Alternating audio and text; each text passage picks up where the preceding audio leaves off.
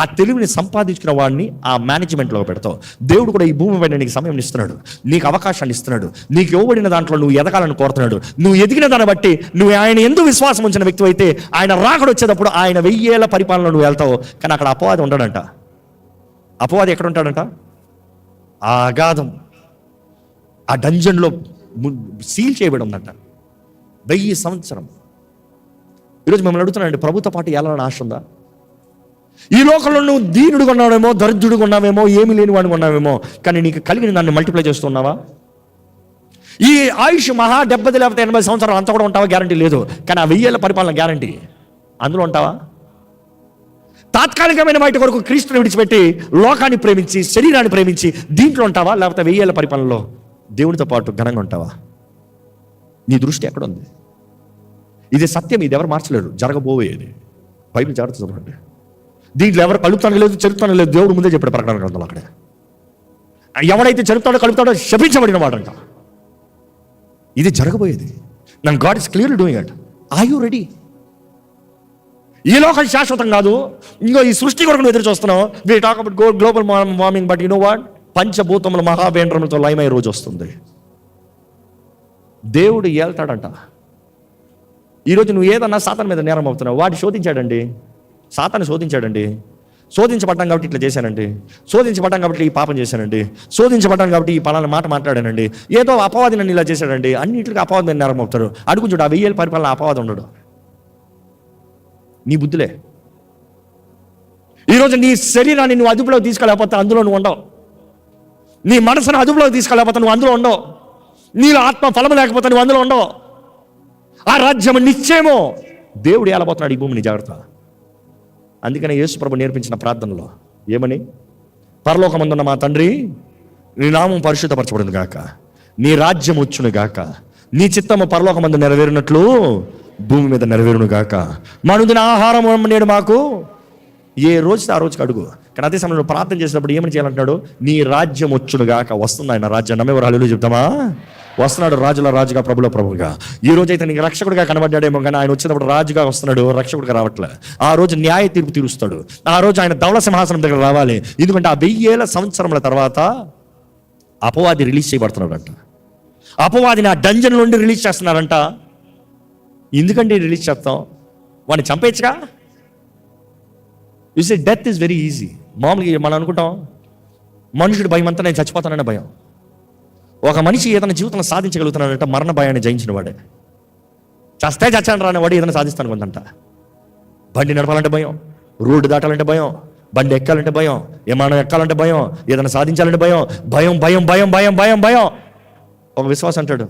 అందుకని యేసు ప్రభు శిష్యులు చూడండి, 12 మంది వారి జీవితాన్ని తెగించారు, 11 మంది హతసాక్షులుగా మరణించారు. 12వ వ్యక్తిని కూడా, అంటే యోహాను కూడా అగ్నిలో, మండుతున్న అగ్నిలో పడేసి కాల్చి చంపేద్దాం అనుకున్నారంట. కానీ ఎంతసేపు అయినా దేహం కాలుతుందంట మాత్రం, కానీ ఆయన చావట్లేదంట. ఆయన తీసి పద్మాసు లోయలో పడేస్తే అక్కడ దేవుడు దర్శించి జరగబోయే సంగతుల్ని రాయమన్నాడు. ఇది అవకన యుగ అంతం లేదు, యుగాంతం లేదు. The end is destined. అపవాది 1000 సంవత్సరముల డంజన్లో ఉంచిన తర్వాత, 1000 సంవత్సరములు దేవుడే న్యాయాధిపతిగా ఏలిన తర్వాత, ఎవరైతే ఆయన ఎందుకు విశ్వాసం ఉంచారో వారు తిరిగి లేచి ఆయనతో పాటు ఏలుతారంట, ఆయనతో పాటు ఉంటారంట. దాని తర్వాత అపవాది రిలీజ్ చేయబడతాడంట. అపవాది రిలీజ్ చేయబడిన తర్వాత వాడు భూమి నలుదిక్కులకు వెళ్ళి అందరిని మోసపరుస్తూ వస్తాడంట. వాడు పనే అదే కదా, మోసగాడు కదా. వాడు మోసగాడు ఆది నుండి మోసపరుస్తూనే వచ్చాడు. అవ్వను మోసపరిచి దేవుడికి విరోధంగా మరలా యుద్ధానికి వస్తానికి చూస్తాడంట, తోడుకుని వస్తాడంట. కానీ అదే సమయంలో చూస్తాము, వాడు దేవుడు పట్టణాన్ని దాడి చేస్తానికి వచ్చేటప్పటికి దేవుడు అగ్ని, పరలోకము నుండి అగ్ని వచ్చి అపవాది వాడు అనుచరులని దహించేస్తుందంట. అప్పుడు అపవాదిని తీసి, ఇప్పుడు జాగ్రత్తగా వినండి, అగ్నితో మండు గుండంలో వాడిని పడేస్తారంట. అది 2వ మరణము. ఈ భూమిలో మనం మరణిస్తాము, మొదటి మరణం అండి. ఈ మొదటి మరణం గురించి ఎప్పుడు భయపడద్దు. 2వ మరణం ఉంది. ఆ 2వ మరణానికి భయపడు. అదే యేసు ప్రభు చెప్తాడు. ఆ 2వ మరణం ఏంటంటే అగ్ని ఆరదు, పురుగు చావదు, ద లేక్ ఆఫ్ ఫైర్. బైబిల్లో స్పష్టంగా రాయబడి ఉంది, ఇది యుగాలు తరతరాలు ఆ అగ్నిలోనే కాలుతూ ఉంటాడంట. ఫస్ట్ దేవుడు తీర్పు తీరుస్తానికి అపవాదికి మనం అంటాం, అపవాది తీర్పు తీర్చాలి, ఆడికి తీర్పు ఎప్పుడు అయిపోయింది వాడు అంతా వాడికి తెలుసు. ప్రకటన గ్రంథంలో రాసి పెట్టే ముందే దేవుడు ఎప్పుడో ముంచాడు తీర్పు. అందుకనే వాడు పై నుండి పడవేయబడ్డాడు. వాడు పోయేది కాక మనల్ని కూడా వాడితో పాటు తీసుకుని వెళ్దామని మనల్ని దాడి చేస్తున్నాడు, మనల్ని పాడు చేస్తున్నాడు. బైబిల్లో చూసినప్పుడు గమనిస్తాము, అపవాదిని అగ్నితో మండే గుండెలు పడేస్తాడంట. ఇప్పుడు జాగ్రత్త గమనించాలి. దాని తర్వాత ధవల సింహాసనం కనబడుతుంది. ద గ్రీక్ వర్డ్ మేగాస్, పెద్ద సింహాసనం, ఇంకా వేరేం కనబడుతుంది. ఆ ధవల సింహాసనం పైన యేసు ప్రభు తానే కూర్చుంటాడు అనేది బైబిల్ అనేక రెఫరెన్స్లు ఉన్నాయి. ఇప్పుడు ఆ టైం లేదు కాబట్టి నేను చూపిస్తున్నాను. యేసు ప్రభు తానే కూర్చుంటాడు, యేసు ప్రభు తీర్పు తీరుస్తాడంట. Jesus himself will judge. ఈరోజు ప్రేమామయుడిగా చూసావు, ఈరోజు కరుణామయుడిగా చూసావు, ఈరోజు జాలి చూపించే దేవుడిగా చూసావు. కానీ ఒక రోజు వస్తుంది, ఆయన ధవల సింహాసనం ముందు, అంటే ఆ సింహాసనం మీద ఎవరిని చూడలేకపోతున్నారు, ఎవరు చూడలేకపోతున్నారు. అంత గొప్ప తేజస్సులో ఉన్నాడంట. ఆ తేజస్సులో యేసు ప్రభు, శిలువ పైన యేసు ప్రభు చూసినప్పుడు పాపం అనిపిస్తుంది. రక్తపు ముద్దగా, స్వరూపమైనను సొగసైన లేని వ్యక్తిగా మార్చబడ్డాడు, నా పాపం నిమిత్తమై. కానీ ఆ రోజు సర్వాధికారి ఆ ధవల సింహాసనం మీద నిలబడతాడంట. ఎవ్వరు ఆయన చూడలేరంట, అంత మహిమ. బైబిల్ తెలియజేస్తుంది, ఆ దినమున భూమి, ఆకాశం, సముద్రం అంతయు ఆయన ముందు నుండి పారిపోతుందంట. అవి పారిపోతాం మాత్రం కాదు, భూమి దాంట్లో ఉన్న ప్రజలందరినీ, చచ్చిన వారిని అందరూ అప్పచెప్తుందంట. Everybody is coming back to life, అంటే ఆయన సింహాసనం ముందు. సముద్రంలో వారందరూ అప్పచెప్తుందంట సముద్రం ఆ సింహాసనం ముందు.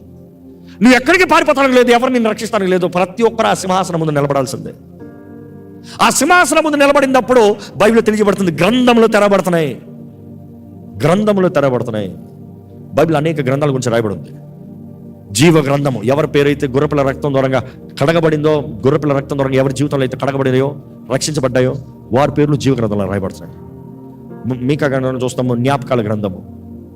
బైబిల్లో చూస్తాం ఇంకా మంచి చెడు గ్రంథంలో, అంటే నువ్వు చేసే మంచి కార్యాలు, చెడ్డ కార్యాలు రాయబడ్డాయంట. నీ జీవితం అంతా రాయబడుతుందంట. నువ్వు గ్రహిస్తున్నావా? నీవు వ్యర్థపరిచిన రోజంతా రాయబడుతుంది. ఈరోజు గ్రంథాలు తెరబడుతున్నాయని మాట్లాడినప్పుడు నీ గురించి ఏం రాయబడుతుంది ఏమైనా చెప్పగలవా? ఏం మేలు ఉంది, ఏం మంచి ఉంది? అత ఒట్టి చెడేనా? ఒకప్పుడు పాపి రక్షించబడ్డావు, క్రీస్తు రక్తంలో కడగబడ్డావు, ఏమైనా మంచి రాయబడిందా? ఇంకా మళ్ళీ పాత పుస్తకం లేదా? గ్రంథము తెరబడుతున్న నిశ్చయమే, ధవల సింహాసనం ముందు నువ్వు నిలబడుతున్న నిశ్చయమే, ఎక్కడ తప్పించుకోలేవు, ఎవరు దీన్ని మార్చలేరు. కానీ నీ గురించి ఏం రాయబడి ఉందో ఈ రోజు నువ్వు నిర్ణయించేది, నువ్వు చేసేదాన్ని బట్టి, నువ్వు బ్రతికే బ్రతుకుని బట్టి. గ్రంథంలో తెరబడుతున్నాయంట. ప్రతి ఒక్కడూ నగ్నంగా నిలబడతాడంట ఆ మేఘాస ధవల సింహాసనం ముందు. ప్రతి ఒక్కరి పేరు పిలబడతాడంట. నా భయం అదే. రాజ్ ప్రకాష్ పాల్ అని పిలిచినప్పుడు వచ్చి నిలబడాలి. నువ్వు వస్తున్నా రాపన వచ్చి పడతాడు ముందు. ఎవరి పేరైతే జీవ గ్రంథంలో రాయబడి ఉందో, దేవుని వాక్యం చెప్పిన రీతిగా క్రీస్తు యేసునందు ఉన్న వారికి ఏ శిక్ష విధి లేదు. And in fact if you are in the first resurrection you will not be there. అక్కడ ఉండను. నువ్వు క్రీస్తుతో పాటు, నువ్వు మరణించిన వ్యక్తి అయితే క్రీస్తుతో పాటు తిరిగి లేస్తావు. నీకు ఆ రెండో తీర్పులో, అక్కడ ఆ ధవల సింహాసనం ముందు తీర్పులో నీకు చోట్లేదు. కానీ ప్రతి అవిధేయుడు, ప్రతి విమర్శకుడు, ప్రతి దేవదూషకుడు, ప్రతి తల్లిదండ్రులను అవమానపరిచిన వాడు, దొంగతనం చేసిన వాడు, అబద్ధికుడు, వ్యభిచారి, బైబిల్లో రాయబడిన లిస్ట్ అంతా అందరూ నిలబడతారంట. ఫస్ట్ అపవాది, వాడు అనుచరులు, వాడితో చూసినప్పుడు అబద్ధ ప్రవక్త, ద డ్రాగన్ అంతయు పడవేయబడతాం చూస్తాం. వాళ్ళందరూ అప్పటికే ఆ నిత్య అగ్నిలో, ద లేక్ ఆఫ్ ఫైర్లో ఉంటారు, అగ్ని గుండంలో కాలుతూ ఉంటారు. కానీ జీవ గ్రంథంలో ఎవరి పేరు ఉండదో వారందరూ అగ్ని గుండంలో పడవేయబడతారంట. ఈరోజు నువ్వు బ్రతుకుతున్నావు అంటే దేవుని భయం కలిగి ఉండాలి. ఒకరోజు నీ జీవితం ఆయన ముందు నిలబడి లెక్క చెప్పాలి. నీ జీవితంలో ఇంకా పాపంలో ఎవరు చూడట్లేదని, నా లైఫ్ నా ఇష్టం అన్నట్టు ఉన్నావంటే నీ అంతం అదే. మీరు అనుకోవచ్చు చచ్చిపోతాం కదా, అంతే కదా. ఈ లోకంలో నువ్వు చస్తే మరుక్షణం ఈ భూమి పైన ఉండవు, నీ ఆత్మ అవుట్. కానీ అగ్ని గుండంలో పడవేయబడతాం, అది రెండవ మరణం బైబిల్ స్పష్టంగా రాస్తుంది. అందులో అగ్ని ఆరదంట, పురుగు చావదంట, ఎప్పటికీ అంతం లేదంట. అది యుగ యుగాలు, తరతరాలు టార్చర్, టార్మెంట్ అందులోనే ఉంటామంట. అదే గెహన్నా అంటాం, ఇంకా చాలా పేర్లు ఉన్నాయి దానికి. ఒక్కొక్క ప్రపంచం మొత్తం అందరూ నమ్ముతారు చివరికి ఆ నిత్యాగ్ని అని. వేధించబడిస్తాం. అపవాదితో పాటు ఉంటావా, దేవుడితో ఉంటావా? ఎవరైతే క్రీస్తు రక్తంలో కడగబడ్డారో, క్రీస్తుని సొంత రక్షణగా అంగీకరించారో, ఆ నూతన భూమి ఆకాశం, ఆ తీర్పు అయిన తర్వాత పాతవన్నీ గతించడం, సమస్తం కృతమైన దేవుడు నూతన భూమి చేస్తున్నాడు, నూతన ఆకాశాన్ని చేస్తున్నాడు, మరలా సృష్టిని రీస్టార్ట్. కానీ మనుషుడు మాత్రం కొత్త మనుషుని చేయట్లే. ఎవరైతే ఆయన కొరకు వారి జీవితాలను, వారి మనసులు మార్చుకుని గుర్రపిల్ల రక్తం ద్వారా కడగబడి ఆయన సాక్షులుగా బ్రతికారో, వారినంతా అలంకరించబడిన యెరూషలేము, వారు మరలా నూతన భూమిలోకి వస్తాం. God is resetting the creation. This is the truth and nobody can change it. జరగాల్సింది, జరుగుతున్నది. నువ్వు గ్రహించావా? ఆయన వచ్చాడా లేదా ఇప్పుడు కాదు, ఆయన వచ్చేటప్పుడు నువ్వు ఉంటావా? ఆ రాజ్యంలో నువ్వు ఉంటావా? నీ గ్రంథంలో నీ గురించి, నీ గ్రంథాల్లో నీ గురించి ఏముంటుందో గ్రహిస్తావా? నీ గ్రంథంలో నీ గురించి, నీ పేరు రాయబడినప్పుడు ఏం కనబడుతుందో చెప్పగలుగుతావా? నువ్వు నిజంగా నువ్వు గ్రహించినట్లయితే ఈరోజు నువ్వు బ్రతికే విధానం వేరుంటుందండి. You see, I'm concerned about my life. I'm scared of my life. ఎవరో నన్ను ఏదో అంటారు, ఎవరో నన్ను ఏదో అడుగుతారు, ఇవన్నీ కాదు. అన్ని చూస్తున్న కళ్ళు ఉన్నాయి, ద ఆల్ సీయింగ్ ఐస్. దేవుడు చూస్తున్నాడు, నీ హృదయాన్ని చూస్తున్నాడు, నీ క్రియలు మాత్రం కాదు. He's not just seeing what you have done, he's seeing why you have done. నీ తలంపులు ఎరిగి ఉన్నాడు, నీ క్రియలు మాత్రం కాదు. నువ్వు చేసేది ఎందుకు చేస్తున్నావు? ప్రతిదానికి లెక్క ఉంది. నీ నోటితో మాట్లాడే ప్రతి వ్యర్థమైన మాటకు లెక్క చెప్పాలంట. ఈరోజు నిజంగా దేవుని భయం కలిగిన వ్యక్తి, నా రాజు వస్తే నేను ఉండాలి, నా రాజు రాజ్యాంగంలో నేను ఉండాలి, ఈ భూమి నాకు ఒక అవకాశం నేను బ్రతుకుతానికి. ఈరోజు నువ్వు ఇంకా ఉండను అని నీకు అనిపిస్తుందంటే ఈరోజు దేవుడు మాట్లాడుతున్నాడు, ఇదిగో అనుకూల సమయం, ఇదే రక్షణ దినం. ఈరోజు కనీసం ఒక నిర్ణయం చేయి. Psychologist for it only takes a moment to change your mind. Only a moment. Yesu ప్రభువు చెప్తాడు, the truth will set you free. సత్యము నిన్ను స్వతంత్రంగా చేస్తుంది. నీ మైండ్ ఒక్క నిర్ణయం నువ్వు నిజంగా చేయగలుగుతావు. తప్పిపోయిన కుమారుడు గురించి చెప్పినప్పుడు బుద్ధి వచ్చినప్పుడు తిరిగి వచ్చాడంట. ఆ బుద్ధి జస్ట్ అ మూమెంట్. తన ఇంట్లో, తన తండ్రి ఇంట్లో ఎలా ఉంటుంది జ్ఞాపకం చేసుకున్నాడు. ఈరోజు నీకు నిజంగా దేవుడు ఎవరు గ్రహిస్తే, ఆయన జరిగించబోయేది నువ్వు గ్రహిస్తే, నీ ముందున్నది నువ్వు గ్రహిస్తే, నువ్వు ఆ వాకు నమ్ముతావు. ఆ వాకు దేవుడు. ఆది యందు వాక్యం ఉండను, వాక్యం దేవుని యొద్ద ఉండను, వాకు దేవుడై ఉంటాడు. చదువుతూ ఆ వాకు మనకి జీవమై ఉన్నాడంట. ఎవరిలైతే ఆ వాక్ ఉందో జీవం అంట. ఈ లోకం శాశ్వతం కాదు, కానీ ఈ లోకాన్ని విడిచిన తర్వాత ఉంది శాశ్వతమైన జీవితం.